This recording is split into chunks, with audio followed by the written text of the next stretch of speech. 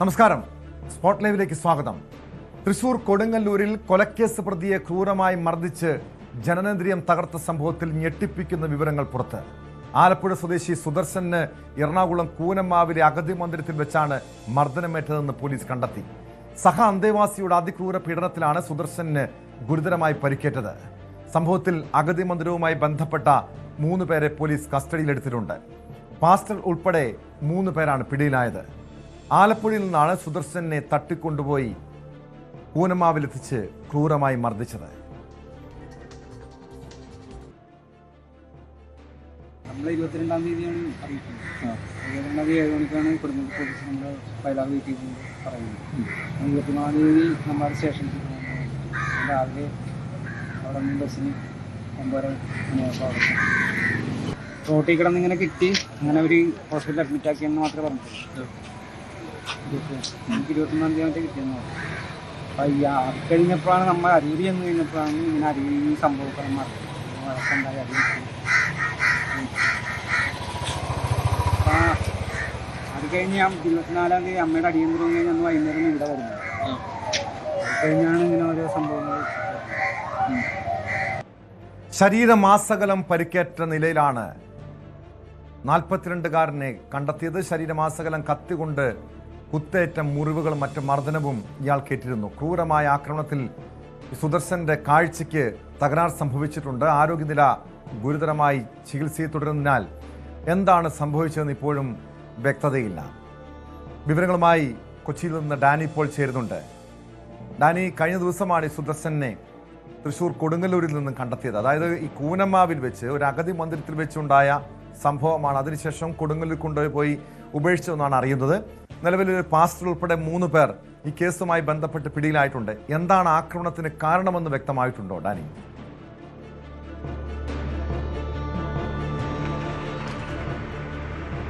Tom, ഇതിൽ പിടിയിലായ 3 പേരെയും പോലീസ് ചോദ്യം ചെയ്ത് വരികയാണ്. കാരണം ഇതിൻ്റെ ഒരു വിശദാംശങ്ങൾ കൂടി അറിയാനുണ്ട്.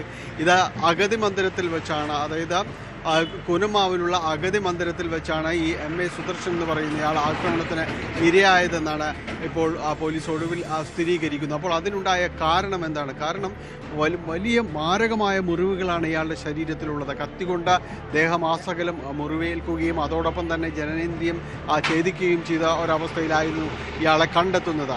അത് ഇവിടെ വെച്ചാണ് ഈ കൂനമ്മാവിലുള്ള ഈ ആശ്രമത്തിൽ വെച്ചാണ്, കൂനമ്മാവിലുള്ള ഈ കേന്ദ്രത്തിൽ വെച്ച ഈ ആക്രമണം നടത്തുകയും വലിയ രീതിയിൽ മുറിവേൽക്കുകയും ചെയ്തെങ്കിൽ വളരെ ആസൂത്രിതമായി ഇവർ കൊടുങ്ങല്ലൂരിൽ കൊണ്ടുപോയിട്ട് ഉപേക്ഷിക്കുകയാണ് ഉണ്ടായത്. അപ്പോൾ ഇതെന്താണ് ഇതിന് പിന്നിലുള്ള കാരണം? കാരണം ഇയാളും ഇതേ അന്തേവാസിയായിരുന്നു, ഈ ആശ്രമം ഇവിടുത്തെ ഒരു അന്തേവാസിയായിരുന്നു ഇയാൾ ഉണ്ടായിരുന്നത്. സുദർശൻ്റെ ഒരു ക്രിമിനൽ പശ്ചാത്തലമുള്ള ആളാണ്. കൊലപാതക കേസുകളിലടക്കം പ്രതിയായിട്ടുള്ള ആളാണെന്നാണ് പോലീസിൻ്റെ ഒരു അന്വേഷണത്തിൽ കണ്ടെത്തിയിട്ടുള്ളത്. അപ്പോൾ ഇയാളുടെ ഒരു പശ്ചാത്തലത്തിൽ ഇങ്ങനെയൊരു അപകട സാധ്യത അത് പുറത്തു വെച്ചാണെങ്കിൽ ഒരുപക്ഷെ അത് വേറെ മറ്റേതെങ്കിലും രീതിയിൽ ഗുണ്ടാക്രമണമോ മറ്റെന്തെങ്കിലും ആകാം എന്ന രീതിയിലുള്ളൊരു പ്രാഥമികമായ വിലയിരുത്തലടക്കം ഉണ്ടായിരുന്നു. പക്ഷേ പിന്നീടാണ് ഇയാൾ ഇവിടെ ആയിരുന്നു ഉണ്ടായിരുന്നത് എന്നത് കാര്യങ്ങൾ സ്ഥിരീകരിക്കുന്നത്. ഇതിനകത്ത് വെച്ചാണ് ഈ രീതിയിലുള്ളൊരു ആക്രമണം നടന്നിരിക്കുന്നതായും പോലീസിന് വ്യക്തമായിരിക്കുന്നത്. അതിനെ തുടർന്നാണ് ഇവിടെയുള്ള ഈ നടത്തിപ്പുകാരനെ അടക്കം, പാസ്റ്ററെ അടക്കം കൊടുങ്ങല്ലൂർ പോലീസ് കസ്റ്റഡിയിലെടുത്തിട്ടുള്ളത്. ഇവരുടെ വിശദമായ ചോദ്യം ചെയ്യലടക്കം നടന്നു വരികയാണ്. എന്ത് കാരണങ്ങൾ കൊണ്ടാണ് ഇങ്ങനെയൊരു സംഭവം ഉണ്ടാകുന്നത്? അത് മാത്രവുമല്ല, ഇങ്ങനെ ഒരാളെ മുറിവേൽപ്പിക്കുക, അതോടൊപ്പം തന്നെ വളരെ നിഷ്ഠൂരമായിട്ട് തന്നെ ഇയാൾക്ക് പരിക്കേൽപ്പിക്കുക എന്നതിനൊപ്പം തന്നെയാണ് ഇയാളുടെ ജനനേന്ദ്രിയം അടക്കം ഛേദിക്കുക എന്ന രീതിയിലേക്കടക്കം കാര്യങ്ങളിൽ നിന്നിട്ടുള്ളത്. അപ്പോൾ ഇതിന് തക്കതായ കാരണങ്ങൾ, ഇത് എന്തുകൊണ്ടാണ് ഈ രീതിയിലേക്ക് വളരെ മൃഗീയമായത് കൊലപ്പെടുത്തണമെന്നൊരു ഉദ്ദേശത്തോടുകൂടി തന്നെ ചെയ്തത് എന്ന രീതിയിലേക്കെല്ലാം തന്നെയാണ് പോലീസ് പറയുന്നത്. അപ്പോൾ എന്താണ് ഇതിനുള്ളൊരു കാരണം, തക്കതായ കാരണം? എന്തായാലും ഞാൻ സൂചിപ്പിച്ചതുപോലെ അതിലാണ് പല രീതിയിലുള്ള സംശയങ്ങളും ദുരൂഹതയും ഉള്ളത്. കാരണം ഈ രീതിയിൽ ക്രൂരമായി മർദ്ദിച്ച് ശരീരമാസകലം കുത്തി പരിക്കേൽപ്പിച്ച് ജനനേന്ദ്രിയം മുറിച്ചു കളയുന്നു.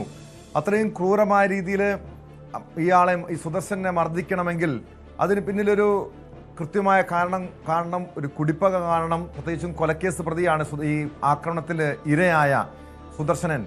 ഒരു വ്യക്തിവിരോധത്തിൻ്റെ അടിസ്ഥാനത്തിൽ നടത്തിയ ഒരു ആക്രമണം എന്ന് തന്നെ ഇതിനെ കരുതേണ്ടതല്ലേ ഡാനി?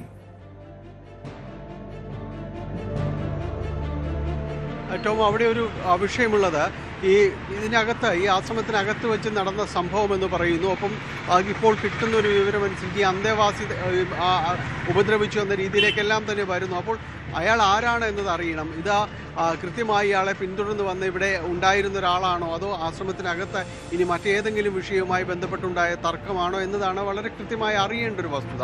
കാരണം ഇയാളെ ഇത്ര കണ്ട് ക്രൂരമായി മുറിവേൽപ്പിക്കുന്നത് സ്വാഭാവികമായും ആദ്യഘട്ടത്തിൽ വന്നൊരു വാർത്ത എന്ന് പറയുന്നത് ഇയാളുടെ ഒരു ക്രിമിനൽ പശ്ചാത്തലവും എല്ലാം വെച്ചുകൊണ്ട് തന്നെ പറയുന്നത് ഒരു ഗുണ്ട ആക്രമണമാകാം എന്ന രീതിയിൽ തന്നെയായിരുന്നു ഈ കേസ് മുന്നോട്ട് കൊണ്ടുപോയിരുന്നത്. പിന്നീടാണ് പോലീസ് ചില കാര്യങ്ങൾ പരിശോധിക്കുകയും ഇയാളെ തിരിച്ചറിയുകയും ബന്ധുക്കളിൽ നിന്ന് വിശദാംശങ്ങൾ സ്വീകരിക്കുകയും ചെയ്തു. ആ വിശദാംശങ്ങളിൽ ഉണ്ടായിരുന്നത് ഇയാൾക്ക് ഈ ക്രിമിനൽ പശ്ചാത്തലം കൊണ്ടൊരു ഗുണ്ട ആക്രമണം എന്ന രീതിയിൽ തന്നെ ഒരു പകപോക്കൽ എന്ന രീതിയിൽ തന്നെ നടന്നിട്ടുണ്ടാകാമെന്നൊരു വിലയിരുത്തലിലേക്ക് പോകുമ്പോഴാണ് ഇയാൾ ഈ ആശ്രമത്തിലായിരുന്നു എന്ന അവസാന സമയത്ത് ആശ്രമത്തിലായിരുന്നു എന്നൊരു വിവരം കിട്ടുന്നത്. അങ്ങനെയാണ് ഇത് ആശ്രമത്തിലേക്കും നീളുന്നതും. പിന്നീട് പോലീസിന് കിട്ടിയ ചില വിവരങ്ങളുണ്ട്, നിർണായക വിവരങ്ങളുടെ അടിസ്ഥാനത്തിലാണ് ആശ്രമത്തിനകത്തേക്ക് അന്വേഷണം ചെല്ലുന്നത്. അതിൻ്റെ അടിസ്ഥാനത്തിലാണ് ഇപ്പോൾ 3 പേരെ അടക്കം കസ്റ്റഡിയിൽ എടുത്തിരിക്കുന്നത്. ആശ്രമം നടത്തിപ്പുകാരനായ ഒരു പാസ്റ്റർ കൂടി ഉണ്ട് എന്നതാണ് മനസ്സിലാകുന്നത്. അപ്പോൾ അതിനകത്ത് എന്താണ് നടന്നിട്ടുള്ളത്?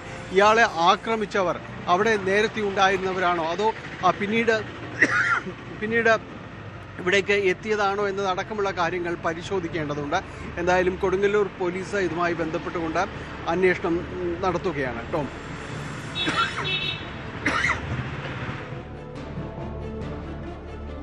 യെസ് ഡാനി, നിലവിൽ 3 പേർ ഈ കേസുമായി ബന്ധപ്പെട്ട് പോലീസിന്റെ കസ്റ്റഡിയിലുണ്ടെന്നാണ് മനസ്സിലാക്കാൻ കഴിയുന്നത്. ഈ അന്തേവാസികൾ, അതായത് അന്തേവാസിയുടെ ആക്രമണത്തിലാണ് പരിക്കേറ്റതെന്ന് പറയുന്നുണ്ട്. ഈ അഗതി മന്ദിരത്തിന്റെ നടത്തിപ്പുകാർ ഉൾപ്പെടെ, അതായത് പാസ്റ്റർ ഉൾപ്പെടെയാണ് പിടിയിലായിട്ടുള്ളത്. എന്താണ് ഇവരുടെ പങ്കെന്ന് എന്തെങ്കിലും സൂചനകളുണ്ടോ? കാരണം ഇപ്പോഴും ഈ കേസുമായി ബന്ധപ്പെട്ട് ചില അവ്യക്തതകളുണ്ടല്ലോ.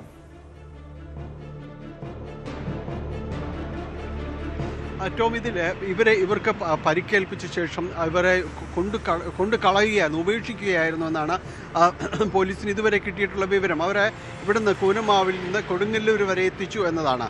ആ കൊടുങ്ങല്ലൂരിൽ എത്തിച്ചതിന് ശേഷം അവിടെ ആളൊഴിഞ്ഞെടുത്ത് ഉപേക്ഷിച്ച ശേഷം കടന്നു കളയുകയായിരുന്നു. അപ്പോൾ കൃത്യമായ രീതിയിൽ തന്നെ ഇയാളെ ഇവിടെ നിന്ന് യാതൊരു തെളിവുമില്ലാത്ത രീതിയിൽ തന്നെ ഇവിടെ നിന്ന് കുറച്ച് ദൂരെ അകലേക്ക് മാറ്റുന്നു എന്നതാണ്.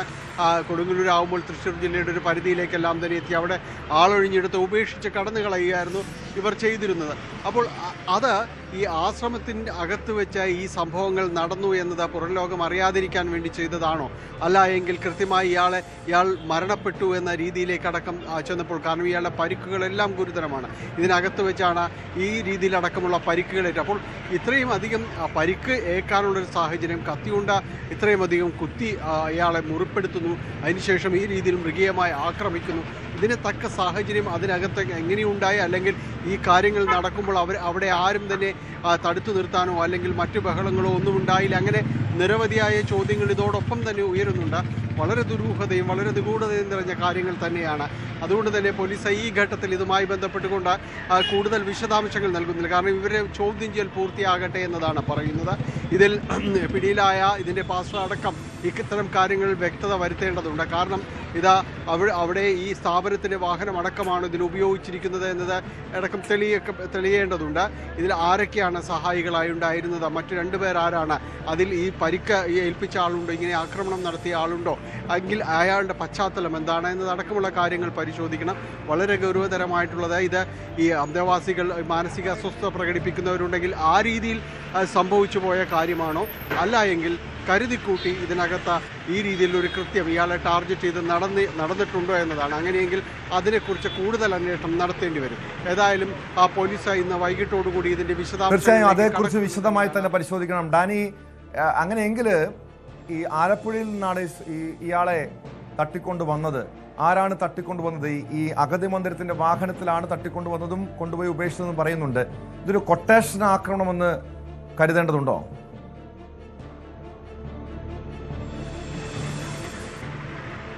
ഏറ്റവും അങ്ങനെ കരുതിയാലും അതിൽ കുറച്ച് വസ്തുതകൾ കൂടിയുണ്ട്. കാരണം ഇയാളുടെ ഒരു പശ്ചാത്തലം ആ രീതിയിലുള്ളതാണ്, ക്രിമിനൽ പശ്ചാത്തലം നിറഞ്ഞൊരാളാണ്.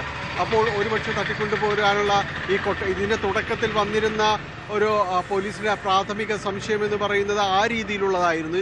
ഒരു കുടിപ്പക തീർക്കുന്ന രീതിയിലേക്ക് ഇയാൾക്ക് നേരെ ഈ ആക്രമണം നടന്നു എന്നതടക്കമുള്ള കാര്യങ്ങളായിരുന്നു ആദ്യഘട്ടത്തിൽ വന്നിരുന്നത്.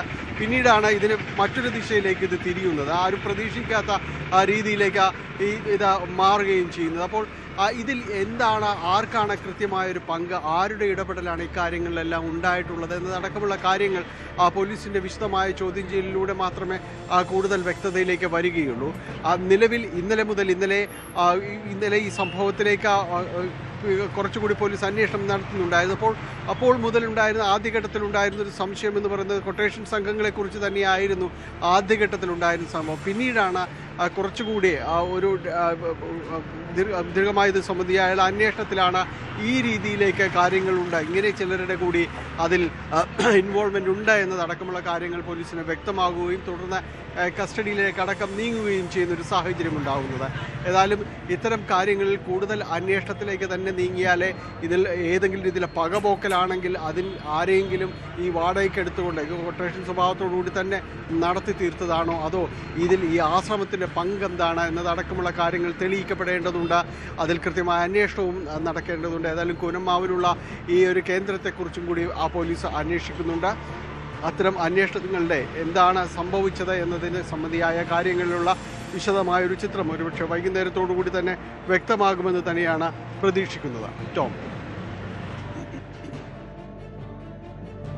യെസ്, വ്യക്തമാണ്. കൊച്ചിയിൽ നിന്ന് ഡാനി പോളാണ് വിവരങ്ങൾ നൽകിയത്. മറ്റൊരു പ്രധാനപ്പെട്ട വാർത്തയിലേക്കാണ് സ്പോട്ട്ലൈറ്റിൽ പോകുന്നത്. ക്യാൻസർ ഇല്ലാത്ത വീട്ടമ്മയുടെ മാരടം ഡോക്ടറുടെ പിഴവ് മൂലം മുറിച്ചു മാറ്റിയതായി പരാതി. കടവന്ത്രി ഇന്ദിരാഗാന്ധി കോപ്പറേറ്റീവ് ആശുപത്രി സർജൻ ഡോക്ടർ ജോജോ വി ജോസഫിനെതിരെയാണ് പരാതി. തൃശൂർ വരന്തരപ്പള്ളി സ്വദേശി ഷീജ പ്രഭാകരൻ കടവന്ത്ര പോലീസിന് പരാതി നൽകി. തൃശൂർ ജീവ ലാബിലെ പരിശോധനയിൽ ഷീജയ്ക്ക് ക്യാൻസർ എന്ന് കണ്ടെത്തിയിരുന്നു. ഇന്ദിരാഗാന്ധി ആശുപത്രിയിൽ ശസ്ത്രക്രിയ ചെയ്തത് 2024 ഫെബ്രുവരി 17-നാണ്. ഷീജയുടെ വലത് മാരടം നീക്കം ചെയ്തു.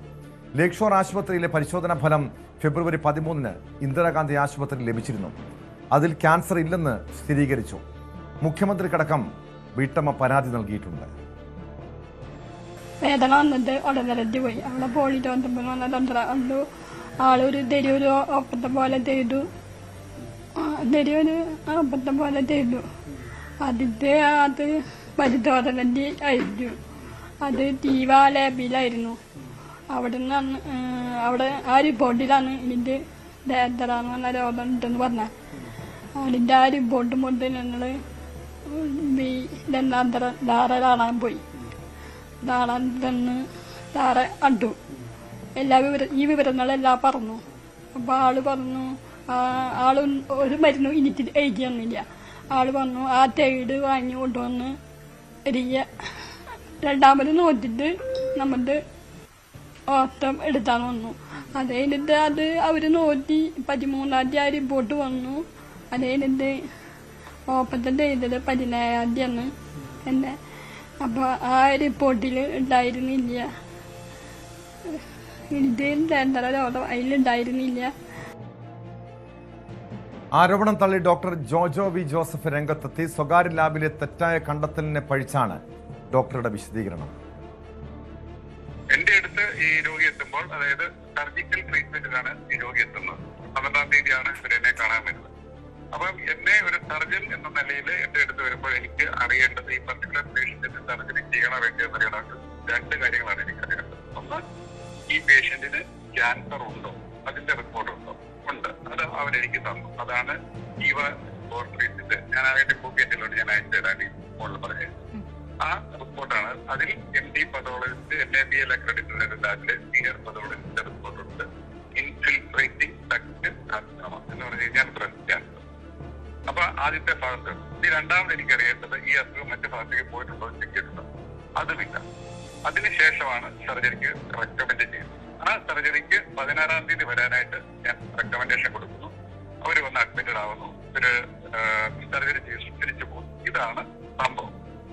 ഇതിനിടയിൽ ഇവര് പറയുന്ന ബാക്കി കാര്യങ്ങൾ ഇവര് വീണ്ടും പരിശോധനയ്ക്ക് കൊടുക്കും. അതല്ല എങ്കിൽ ഇവര് പറയട്ടെ, ഞാൻ ഇവര് കൊണ്ടുവന്ന സ്ലൈഡ് വീണ്ടും പരിശോധനയ്ക്ക് അയച്ചതിന് ശേഷം ഞാൻ ആ റിപ്പോർട്ട് കാണാതെ ഇവരെ സർജറി ചെയ്തു എന്ന് പറഞ്ഞു കഴിഞ്ഞാൽ എന്റെ ഭാഗത്ത് തെറ്റ്. അങ്ങനെ എന്തെങ്കിലും ഇവരുടെ എവിഡൻസ് എന്ന് പറഞ്ഞാൽ ഞാൻ കൊടുത്ത റിക്വസ്റ്റ് പോലും വേണ്ട. ഇവര് കാണിക്കുന്ന റിപ്പോർട്ടിൽ ഏത് ഡോക്ടറെ കൊടുത്തെന്ന് അതിന്റെ മുകളിൽ എഴുതിയിട്ടുണ്ടാവും. അതായത് നമ്മളൊരു പരിശോധിക്കില്ല അവരെ ഏത് വയസ്സിലാണെന്നുള്ളത് നമ്മുടെ റിക്വസ്റ്റ് അവർ വെച്ചില്ലാതെ ആ റിപ്പോർട്ടിന് മുകളിലുണ്ട്. അങ്ങനെ എന്തെങ്കിലും എന്റെ പേരുണ്ടോ? ഇതൊന്നും ഇല്ലാതെ ഇവര് ഒരു സുപ്രഭാതത്തിൽ വന്ന് എന്റെ മേലെ ആരോപണം ഉന്നയിക്കുന്നതിനകത്ത് യാതൊരു കാര്യമില്ല. ഈ വിഷയത്തിൽ നിയമ നടപടിയുമായി മുന്നോട്ട് പോകാനാണ് കുടുംബത്തിന്റെ തീരുമാനം. ഡോക്ടറെ അടക്കം പ്രതി ചേർത്ത് പോലീസ് കേസെടുത്തിട്ടുണ്ട്. വിവരങ്ങളുമായി കൊച്ചിയിൽ നിന്ന് നവമി ദിനേശ് ചേരുന്നു. നവമി, ഇത് 2024 ഫെബ്രുവരിയിലാണ് ഈ സംഭവം ഉണ്ടാകുന്നത്, ഈ ശസ്ത്രക്രിയ നടന്നത്. 1.5 വർഷത്തിന് ശേഷം പരാതിയുമായി വീട്ടമ്മ രംഗത്ത് വരുന്നു. എന്താണ് ഇത്രയധികം കാലതാമസമുണ്ടായത്? ഈ പരാതി നൽകാനുള്ള കാലതാമസമുണ്ടായത്? ഇതിൽ പോലീസ് കേസെടുത്തിട്ടുണ്ട്. എന്താണ് പോലീസ് പറയുന്നത്? വിവരം യഥാർത്ഥത്തിൽ എന്താണ് ഇവിടെ സംഭവിച്ചത്?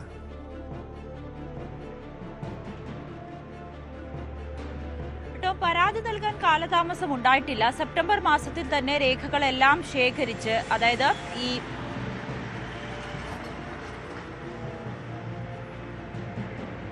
ലാബിലെ പരിശോധനാ റിസൾട്ട് അടക്കം ശേഖരിച്ചതിന് ശേഷമാണ് ഈ നിയമ നടപടികളുമായി പോകാൻ കുടുംബം തീരുമാനിച്ചത്. കടവന്ത്ര പോലീസിനും തൃശൂർ പോലീസിനുമാണ് പരാതി കൊടുത്തത്. അത് സെപ്റ്റംബർ മാസത്തിൽ തന്നെ പോലീസിന് പരാതി കൊടുത്ത് പോലീസ് FIR ഇട്ട് കേസ് അന്വേഷിച്ചു. പിന്നീട് കുടുംബത്തെ അറിയിക്കുന്നത് ഈ വീട്ടമ്മയുടെയും കുടുംബത്തിന്റെയും മറ്റ് ബന്ധുക്കളുടെയും ഒക്കെ മൊഴി രേഖപ്പെടുത്തുകയും ചെയ്തു. അതിനുശേഷം ആശുപത്രിയിൽ നിന്നും പോലീസ് പറയുന്നത് ആശുപത്രിക്കാർക്ക് വീഴ്ച സംഭവിച്ചിട്ടില്ല, ശസ്ത്രക്രിയ ചെയ്യുന്നതിൽ വീഴ്ച സംഭവിച്ചിട്ടില്ല എന്നാണ് ആശുപത്രി വൃത്തങ്ങളിൽ നിന്നും ഡോക്ടർമാരിലടക്കം തേടിയ വിവരങ്ങളിൽ നിന്നുമൊക്കെ മനസ്സിലായതെന്ന മറുപടിയാണ് കുടുംബത്തിന് നൽകിയത്. പക്ഷെ കുടുംബം ആവർത്തിച്ച് പറയുന്നത് ഈ ശസ്ത്രക്രിയ നടത്തി എന്നതിലല്ല വീഴ്ച ഞങ്ങൾ ചൂണ്ടിക്കാട്ടുന്നത്. ഈ ശസ്ത്രക്രിയയെ നടത്തേണ്ടതില്ലായിരുന്നു. ഇല്ലാത്ത അസുഖത്തിന്, അതായത് ക്യാൻസർ ഇല്ല എന്ന പരിശോധനാ ഫലം ലഭിച്ചിട്ടും അത് കൃത്യമായി നോക്കാതെ ക്യാൻസർ ഉണ്ടെന്ന് പറഞ്ഞുകൊണ്ട് തൻ്റെ, അതായത് വീട്ടമ്മയുടെ ഷീജയുടെ വലത്തെ മാറിടം മുറിച്ചു മാറ്റുക എന്ന ഗുരുതരമായ പിഴവ് തന്നെയാണ് ഈ ആശുപത്രിയിൽ നിന്നും സംഭവിച്ചത്. അതിൽ ഞങ്ങൾക്ക് നീതി ലഭിക്കണമെന്നാണ് കുടുംബം ആവശ്യപ്പെട്ടത്. പിന്നീട് ഇതിനിടയ്ക്ക് തന്നെ പലതവണയും മൊഴിയെടുക്കൽ എന്നതിനപ്പുറത്തേക്ക് നടപടിയും സ്വീകരിച്ചില്ല. ഈ ജീവലാബിനെ 1-ാം പ്രതിയാക്കിയാണ് പോലീസ് കേസ് രജിസ്റ്റർ ചെയ്തത്. ആ ലാബ് അടച്ചുപൂട്ടുന്നതിനോ അല്ലെങ്കിൽ ലാബുകാരോട് വിശദീകരണം ചോദിക്കുന്നതിനോ അതിലൊരു തുടർ നടപടി എന്ന രീതിയിലേക്ക് ഒരു പരിശോധന പോലും പോലീസ് നടത്തിയിട്ടില്ല എന്നാണ് കുടുംബം ആരോപിക്കുന്നത്. ഇങ്ങനെ തങ്ങൾക്ക് നീതി ലഭിക്കാതെ നീണ്ടുപോകുന്നതിനെ തുടർന്നാണ് മാധ്യമങ്ങളിലൂടെ ഇക്കാര്യം പൊതു സമൂഹത്തെ അറിയിക്കണം എന്നൊരു തീരുമാനവുമായി കുടുംബം തീരുമാനിക്കുകയും അതിനെ തുടർന്നാണ് മാധ്യമങ്ങളിലടക്കം ഇവർ ഇക്കാര്യങ്ങൾ തെളിവുകൾ സഹിതം സമർപ്പിക്കുകയും ചെയ്തിരിക്കുന്നത്. 2024 ജനുവരി മാസത്തിലാണ് ഈ ഷീജ എന്ന തൃശൂർ സ്വദേശിയായ വീട്ടമ്മയ്ക്ക് ക്യാൻസർ ഉണ്ടെന്ന് ജീവ ലാബിലെ റിപ്പോർട്ട് പ്രകാരം പറയുന്നത്. ഇതിനെ തുടർന്നാണ് കടവന്ത്രയിലെ ഇന്ദിരാഗാന്ധി കോപ്പറേറ്റീവ് ഹോസ്പിറ്റലിലേക്ക് വരികയും അവിടുത്തെ ക്യാൻസർ വിദഗ്ധനായിട്ടുള്ള ഗംഗാധരൻ ഡോക്ടറിനോട് ഇക്കാര്യങ്ങൾ വിശദീകരിക്കുകയും ഡോക്ടർ പരിശോധിച്ചതിൽ നിന്നും, അതായത് ഈ ജീവ ലാബിലെ റിപ്പോർട്ട് പ്രകാരം ഡോക്ടർ പറയുന്നത് ക്യാൻസർ ഉണ്ടെന്ന് തന്നെയാണ്. അതിനെ തുടർന്ന് പക്ഷേ ഡോക്ടർ ഒരു കാര്യം കൂടി പറയുന്നുണ്ട്, ഇവിടെ ചില പരിശോധനകൾ കൂടി നടത്തണം. ആ പരിശോധനാ ഫലം ലഭിച്ചതിന് ശേഷം മാത്രമായിരിക്കും സർജറി എന്ന് പറയുകയും ചെയ്യുന്നു. ഇതിന്റെ അടിസ്ഥാനത്തിൽ ജീവ ലാബിൽ നൽകിയ സാമ്പിൾ അവർ ഇന്ദിരാഗാന്ധി ആശുപത്രിയിലേക്ക് കൊടുക്കുന്നു. അവിടെയും ചില ടെസ്റ്റുകൾ നടത്തുന്നു. പക്ഷേ ഇന്ദിരാഗാന്ധി ആശുപത്രിയിൽ ക്യാൻസർ ടെസ്റ്റ് നടത്താത്തത് കൊണ്ട് അത് ലേക്ക് ഷോർ ആശുപത്രിയിലേക്ക് സാമ്പിൾ അയച്ചു കൊടുത്താണ് പരിശോധിക്കുന്നത്. ആ പരിശോധനാ ഫലം 13-ാം തീയതി തന്നെ ഇന്ദിരാഗാന്ധി ആശുപത്രിയിലേക്ക് ലഭിക്കുകയും ചെയ്തു. പക്ഷേ ആ പരിശോധനാ ഫലം അവർ നോക്കിയില്ല. പകരം 17-ാം തീയതി, അതായത് 13-ാം തീയതി കഴിഞ്ഞ് 2 ദിവസം കഴിഞ്ഞ് 17-ാം തീയതി ഈ ഷീജ എന്ന യുവതിയുടെ വലത്തെ മാറിടം മുറിച്ചു മാറ്റുകയുമായിരുന്നു എന്നാണ് കുടുംബം ആരോപിക്കുന്നത്. അതിനിടയിൽ പലതവണ ഇവർ ചോദിക്കുന്നുണ്ട്, ലേക്ക് ഷോർ ആശുപത്രിയിലെ ഫലം വന്നോ, അതിലും പോസിറ്റീവ് തന്നെയാണോ എന്ന് ചോദിക്കുമ്പോൾ അവർ ആണെന്ന് മറുപടിയാണ് കുടുംബത്തിന് നൽകിയത്. പക്ഷേ ഈ പരിശോധനാ ഫലം ചോദിച്ചപ്പോൾ അത് നേരിട്ട് ഡോക്ടറിന് തന്നെ ലഭിക്കും, അതിനുശേഷമായിരിക്കും തരിക എന്ന ഒരു ഒഴിവ് കഴിവുകളായിരുന്നു ആദ്യം ഇവർ പറഞ്ഞത്. കുടുംബം സ്വാഭാവികമായും വിദഗ്ധനായിട്ടുള്ള ഡോക്ടറാണ്, നല്ല ആശുപത്രിയാണ്, വിദഗ്ധ ചികിത്സ ലഭിക്കുമെന്ന വിശ്വാസത്തിൽ ആ ഡോക്ടറെയും ആശുപത്രി ആശുപത്രിയെയും വിശ്വസിച്ചു. അതിനിടയിലാണ് ഇങ്ങനെ ഒരു വലിയ ഗുരുതരമായിട്ടുള്ള വീഴ്ച അവർക്ക് സംഭവിച്ചു എന്ന് കുടുംബത്തെ മനസ്സിലാക്കുകയും ചെയ്തത്. പക്ഷേ ടോം, ഒരു കാര്യം, ഈ വീട്ടമ്മയുടെ ജീവിതം താളം തെറ്റി വലിയ പ്രതിസന്ധിയിലാണ്. മാനസികമായും ശാരീരികമായും അവർ വലിയ ബുദ്ധിമുട്ടിലേക്കാണ് പോയിക്കൊണ്ടിരിക്കുന്നത്. ഈ തനിക്കില്ലാത്ത അസുഖത്തിന്റെ പേരിൽ നടത്തിയ ശസ്ത്രക്രിയ അവരുടെ ജീവിതം തന്നെ താറുമാറാക്കിയെന്ന് പറയാൻ കഴിയും. ഇന്നലെ ന്യൂസ് 18 അവർ പ്രതികരണം തരുമ്പോൾ പോലും വലിയ മാനസിക വിഷമത്തിൽ തന്നെയായിരുന്നു ആ കുടുംബം. സൂചിപ്പിച്ചതുപോലെ വളരെ മാനസികമായുള്ള ബുദ്ധിമുട്ട്, എല്ലാ രീതിയിലുള്ള ഒരു പ്രതിസന്ധിയിലൂടെ ആയിരിക്കും ആ കുടുംബം കടന്നു പോകുന്നത്. പക്ഷെ ഇവിടെ ഡോക്ടറുടെ വിശദീകരണം ഇതാണ്: എന്തുകൊണ്ടാണ് തനിക്കെതിരെ മാത്രം പരാതി നൽകിയത്? ഈ ലാബ്, ഈ പരിശോധനാ ഫലം പിഴവുണ്ടെങ്കിൽ എന്തുകൊണ്ട് ലാബിനെതിരെ പരാതി നൽകുന്നില്ല തുടങ്ങിയ കാര്യങ്ങളാണ് അദ്ദേഹം ഉന്നയിക്കുന്നത്. യഥാർത്ഥത്തിൽ ഇവിടെ ആർക്കായിരിക്കും വീഴ്ച സംഭവിച്ചത്? ലാബിനെതിരെയും നിയമ നടപടി സ്വീകരിക്കേണ്ടതല്ലേ? മാത്രമല്ല, ഈ ഡോക്ടർ ജോജോ വി ജോസഫ് വളരെ പ്രശസ്തനായിട്ടുള്ള ക്യാൻസർ രോഗ വിദഗ്ധനാണ്. അദ്ദേഹത്തിൻ്റെ ഭാഗത്ത് വീഴ്ച ഉണ്ടായിട്ടുണ്ടെങ്കിൽ ഇദ്ദേഹത്തിനെതിരെ മാത്രമാണോ നിലവിൽ പരാതിയുള്ളത്? പോലീസ് കേസെടുത്തിരിക്കുന്നത്?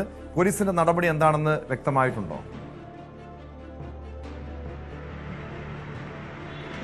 കേട്ടോ, 3 പേരാണ് ഇതിലെ പ്രധാന പ്രതികൾ. ഒന്നാം പ്രതി ഈ ജീവ ലാബാണ്, രണ്ടാം പ്രതി ഇന്ദിരാഗാന്ധി ആശുപത്രി, മൂന്നാം പ്രതി ഡോക്ടർ ജോജോ വി ജോസഫ്. അങ്ങനെ 3 പ്രതികളായാണ് പോലീസ് FIR രജിസ്റ്റർ ചെയ്തിരിക്കുന്നത്, കേസെടുത്തിരിക്കുന്നത്. ഇതിൽ ജീവ ലാബുമായി ബന്ധപ്പെടുമ്പോൾ അവർക്ക് പ്രതികരിക്കാൻ താല്പര്യമില്ല എന്ന മറുപടിയാണ് നമ്മളോട് പറഞ്ഞത്. ഈ ഗുരുതര വീഴ്ചയാണല്ലോ എന്ന് ചോദിക്കുമ്പോൾ അവർക്കിപ്പോൾ പ്രതികരിക്കാൻ താല്പര്യമില്ല എന്ന് പറയുന്നു. പക്ഷേ കുടുംബം ബന്ധപ്പെട്ടപ്പോൾ കുടുംബത്തിന് ജീവ ലാബിലെ ഡയറക്ടർ നൽകിയ മറുപടി പറയുന്നത്, അതിന് ഞങ്ങളുടെ റിസൾട്ട് നോക്കിക്കൊണ്ട് ഏതെങ്കിലും ഡോക്ടർമാർ സർജറി ചെയ്യുമോ? അതേ ആശുപത്രിയിൽ കൂടി പരിശോധിക്കണ്ടേ? അതിൽ ഞങ്ങളുടെ ഭാഗത്ത് വീഴ്ചയില്ല എന്ന കാര്യമാണ് ജീവ ലാബ് പറയുന്നത്. പക്ഷേ അത് തന്നെ ഗുരുതരമായ വീഴ്ചയാണ്. കാരണം ക്യാൻസർ ഇല്ലാത്ത ഒരു പേഷ്യന്റിന് എങ്ങനെയാണ് ക്യാൻസർ ഉണ്ടെന്ന പരിശോധനാ ഫലം അവർക്ക് ലഭിക്കുന്നത്?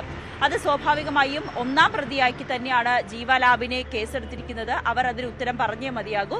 മറ്റൊന്ന്, സാധാരണ നമ്മളൊരു ആശുപത്രിയിലേക്ക് ചെല്ലുമ്പോൾ അത് മറ്റൊരു ആശുപത്രിയിൽ നിന്നും റെഫർ ചെയ്ത് പോയാൽ കൂടിയും ആ ആശുപത്രിയിലേക്ക് ചെല്ലുമ്പോൾ അവിടെ ടെസ്റ്റുകൾ ചെയ്യാറുണ്ട്. അതിന്റെ ഫലം കൂടി പരിശോധിച്ച ശേഷമായിരിക്കും അവർ തുടർ ചികിത്സ നടത്തുക. ഇവിടെ ലേക്ക് ഷോർ ആശുപത്രിയിലെ പരിശോധനാ ഫലത്തിന് ഇവർ അയച്ചു കൊടുത്തു. ആ പരിശോധനാ ഫലം ഒന്ന് നോക്കുക പോലും ചെയ്യാതെയാണ് ഈ സർജറിക്ക് അവരെ റെക്കമെൻഡ് ചെയ്തത്, അല്ലെങ്കിൽ 16-ാം തീയതി സർജറിക്ക് വരണമെന്ന് ആവശ്യപ്പെടുകയും ഒക്കെ ചെയ്തത്. ഈ ഇന്ദിരാഗാന്ധി ആശുപത്രിക്കും വീഴ്ച സംഭവിച്ചു എന്ന് പറയാൻ കഴിയും. അതിന്റെ തെളിവുകളടക്കം തന്നെയാണ് കുടുംബം പുറത്തുവിടുന്നത്. ലേക്ക് ഷോർ ആശുപത്രിയിൽ നിന്നും 13-ാം തീയതി പരിശോധനാ ഫലം നെഗറ്റീവ് ആണ് എന്ന് പറയുന്നതിന്റെ റിസൾട്ട് ഇന്ദിരാഗാന്ധി ആശുപത്രിയിൽ 13-ാം തീയതി തന്നെ എത്തിയിട്ടുണ്ടെന്ന് കുടുംബം ആവർത്തിക്കുന്നു. അതിന്റെ തെളിവുകളടക്കം പറയുന്നുണ്ട്. പക്ഷേ സർജൻ ജോജോ വി ജോസഫിനെ നമ്മൾ ബന്ധപ്പെടുമ്പോൾ അദ്ദേഹം പറയുന്നത്, തന്നിലേക്ക് ഒരു പേഷ്യന്റ് വരുമ്പോൾ 2 പ്രധാനപ്പെട്ട കാര്യങ്ങളാണ് പരിശോധിക്കുന്നത്. ഒന്ന്, ഈ പേഷ്യന്റിന് ക്യാൻസർ ഉണ്ടോ എന്ന്. ജീവ ലാബിലെ റിസൾട്ട് പ്രകാരം ഈ പേഷ്യന്റിന്റെ ക്യാൻസർ മുഴ നീക്കം ചെയ്തു എന്ന റിസൾട്ടാണ് തനിക്ക് ലഭിക്കുന്നത്. മറ്റൊന്ന്, പേഷ്യന്റിന്റെ ഈ ക്യാൻസർ മറ്റിടങ്ങളിലേക്ക് പടരാനുള്ളൊരു സാധ്യതയുണ്ടോ എന്ന്. ആ പടരാനുള്ളൊരു സാധ്യതയുണ്ടോ എന്ന് പരിശോധിക്കുമ്പോൾ അത് പടരാൻ സാധ്യതയില്ല എന്ന് ഡോക്ടർ പറയുകയും ചെയ്തു. പക്ഷേ കുടുംബമാണ് ഈ ബ്രസ്റ്റ് റിമൂവ് ചെയ്യണം എന്ന ആശയം മുന്നോട്ട് വെച്ചത്. താൻ സാധാരണ ഈ സ്ഥലം നീക്കം ചെയ്യാൻ അനുവദിക്കാത്ത ഒരു ഡോക്ടർ തന്നെയാണ്. കാരണം അത്രയും സാങ്കേതിക വിദ്യകൾ അത്രത്തോളം വളർന്നു. പടരാൻ സാധ്യതയില്ലെങ്കിൽ പിന്നീട് അത് നീക്കം ചെയ്യേണ്ട എന്ന് തന്നെയാണ് ഡോക്ടർ ഈ കുടുംബത്തോട് നിർദ്ദേശിച്ചത്. പക്ഷേ കുടുംബം പറഞ്ഞതുകൊണ്ടാണ്, നിർബന്ധിച്ചതുകൊണ്ടാണ് അങ്ങനെ ഒരു സർജറി ചെയ്തതെന്നാണ് ഡോക്ടറിന്റെ വാദം. എന്തായാലും ഒരു കാര്യം ഉറപ്പാണ്, ലാബിനും തെറ്റുപറ്റിയിട്ടുണ്ട്. ഈ കൃത്യമായിട്ട് ഈ പരിശോധനാ ഫലം നോക്കാൻ വിട്ടുപോയ ആശുപത്രിക്കും ഗുരുതര വീഴ്ച സംഭവിച്ചിട്ടുണ്ടെന്ന് തന്നെയാണ് ഈ റിപ്പോർട്ടുകളിലും ഈ തെളിവുകളിലും ഒക്കെ സൂചിപ്പിക്കുന്നത്. എന്തായാലും കടവന്ത്ര പോലീസ് നിലവിൽ ഈ വിഷയവുമായി ബന്ധപ്പെട്ട് തുടർ നീക്കങ്ങളോ തുടർ നടപടികളോ ഒന്നും തന്നെ സ്വീകരിച്ചിട്ടുമില്ല. അതുകൊണ്ട് തന്നെയാണ് കുടുംബം പരാതിയുമായി വീണ്ടും മാധ്യമങ്ങളെ സമീപിച്ചത്. കൊല്ലം കടക്കലിൽ പ്രായപൂർത്തിയാകാത്ത പെൺകുട്ടിക്ക് നേരെ ലൈംഗിക അതിക്രമം. സ്കൂൾ വിട്ടുവരുന്ന വഴി മന നനയാതിരിക്കാൻ ബസ് സ്റ്റോപ്പിൽ കയറി നിന്ന 2ാം ക്ലാസ്സുകാരിക്ക് നേരെയാണ് ലൈംഗിക അതിക്രമം ഉണ്ടായത്. പ്രതിയെ നാട്ടുകാർ ഓടിച്ചിട്ട് പിടികൂടി പോലീസിന് കൈമാറി. ആറ്റുപുറം സ്വദേശിയായ ഷൈജു ആണ് പിടിയിലായത്. വിവരങ്ങളുമായി S വിനീഷ് ചേരുന്നു കൊട്ടാരക്കരയിൽ നിന്നും. വിനീഷ്, എന്നാണ് ഈ സംഭവം ഉണ്ടായത്? ഈ സംഭവം നടന്ന ഉടൻ തന്നെ പ്രതിയെ പിടികൂടാൻ പോലീസിന് കഴിഞ്ഞിരുന്നു?